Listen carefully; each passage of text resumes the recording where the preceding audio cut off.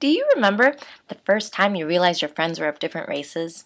Some were black, white, Asian, or Latino? I remember exactly when it happened. It was the day the lottery results came in. I had won a spot. I was so excited, but I didn't really know what the next 7 years had in store for me. My true friends congratulated me and were sad I wasn't going to our neighborhood middle school. A friend of me, whom didn't win a spot at HB, bitterly scoffed. I wouldn't want to go there anyway. It's a white school.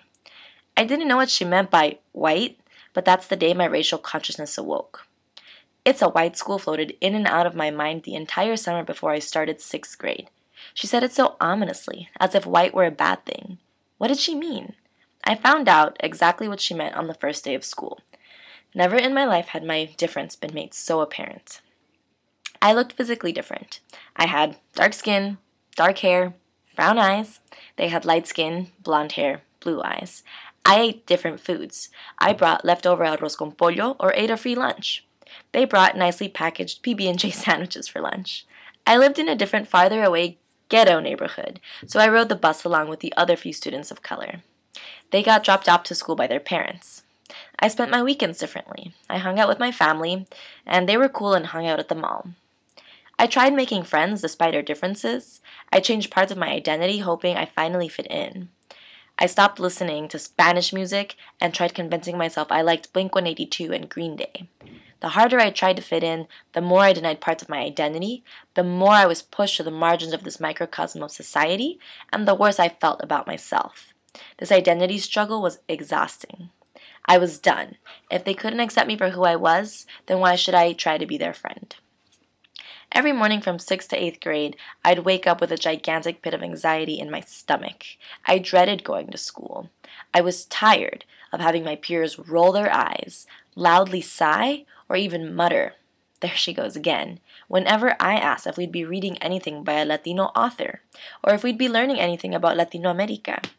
I was tired of having my teachers answer no and follow with an awkward silence. I was tired of having my identity constantly negated. By the age of 12, I lived the true definition of marginalization.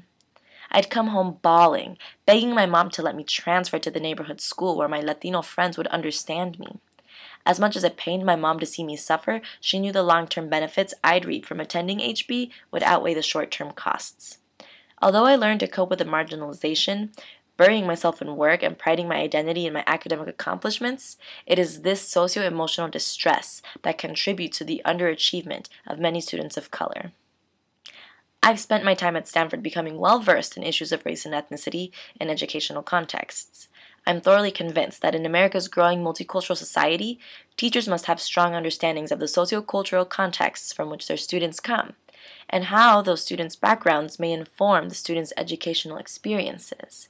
I realize that in order to achieve social justice in education, students of color must not only receive top-quality academic instruction, but they must also attend a school environment that fosters cultural diversity and explicitly values and supports the various socio-emotional identity development phases that youth go through.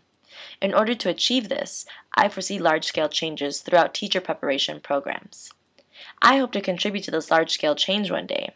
But for the time being, my involvement will consist of small-scale changes as a classroom teacher upon graduation from the Stanford Teacher Education Program.